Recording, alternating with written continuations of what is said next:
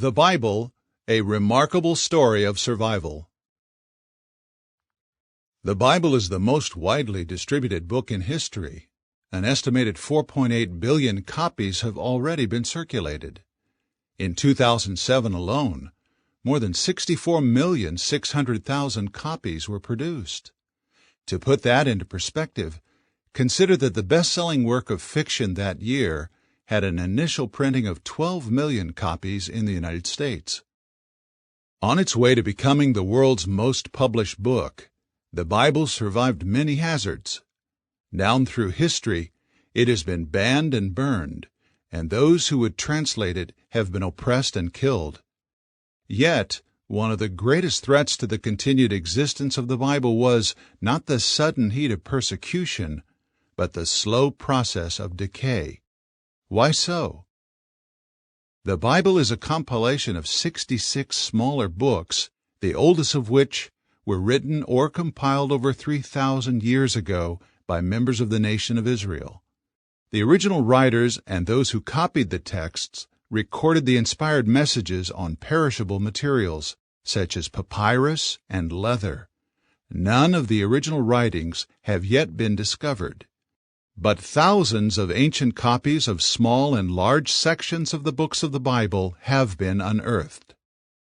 A fragment of one of these books, the Gospel of John, dates to within just a few decades of the original document written by the Apostle John. Why is it remarkable that any copies of the Bible have survived?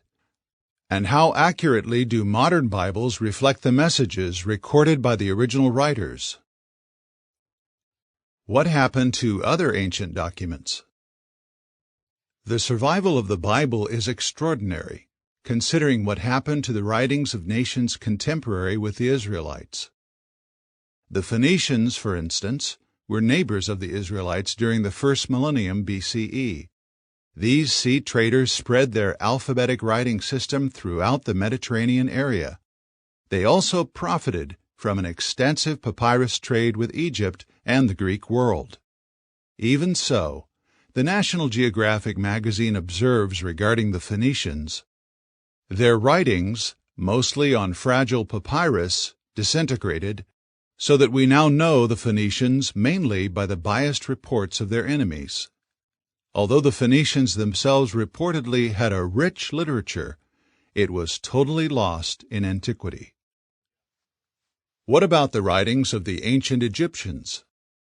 The hieroglyphics they carved or painted on temple walls and elsewhere are well known. The Egyptians are also famous for developing papyrus as a writing material. However, regarding Egyptian records written on papyrus, Egyptologist K.A. Kitchen says, "It has been estimated that some 99% of all papyri written from circa 3000 down to the advent of Greco-Roman times have perished completely." What about Roman records that were written on papyrus? Consider this example.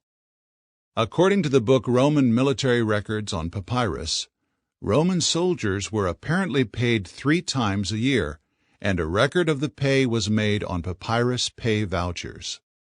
It is estimated that during the 300 years from Augustus, 27 BCE to 14 CE, to Diocletian, 284 to 305 CE, there were 225 million individual pay records. How many have survived?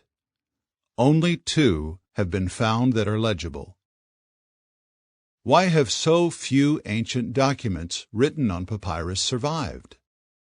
Perishable materials, such as papyrus and another common writing material, leather, decay quickly in damp climates.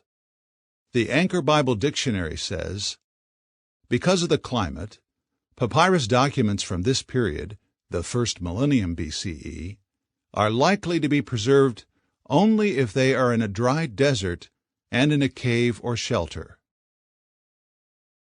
What about the Bible texts? The original Bible books were evidently written on material as fragile as that used by the Phoenicians, Egyptians, and Romans. Why then did the material contained in the Bible survive to become the world's most published book? Professor James L. Kugel provides one reason.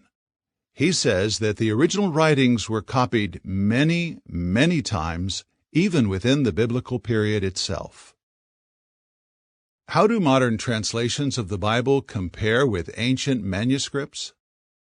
Professor Julio Traboya Barrera, a member of the team of experts charged with studying and publishing the ancient manuscripts known as the Dead Sea Scrolls, says, "The transmission of the text of the Hebrew Bible is of extraordinary exactitude, without parallel in Greek and Latin classical literature."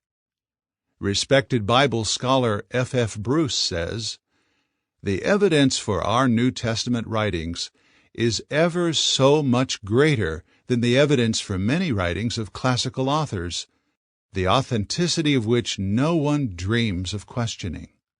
He continues, "If the New Testament were a collection of secular writings, their authenticity would generally be regarded as beyond all doubt. Certainly, the Bible is a remarkable book. Do you make time to read it each day?" End of article.